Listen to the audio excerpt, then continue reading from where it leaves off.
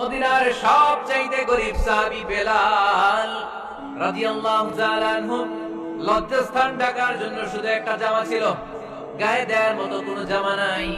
এই সাহাবীর মতো গরীব কোন সাহাবী মদিনার জমিনে নাই।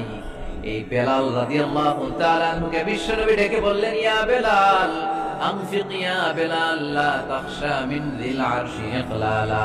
ও বেলাল, আল্লাহর রাস্তায় দান করো, কারণ আমার আল্লাহর ধনভাণ্ডারের কমতি নাই। সাইয়েদনা বেলাল রাদিয়াল্লাহু তাআলা সবচেয়ে গরীব, শুনতেছেন, বুঝতেছেন? সবচেয়ে গরীব।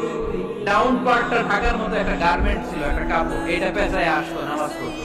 গায়ে রাখার মতো কোনো জামা নাই, আর খাবার দাবার টাকা পয়সা বলতে নাই। ওই সাহাবী রাসূল সাল্লাল্লাহু বলেন, আনফিক বেলাল, বেলাল তুমিও দান করো, তুমিও দাও, দানের হাতকে প্রশস্ত করে দাও।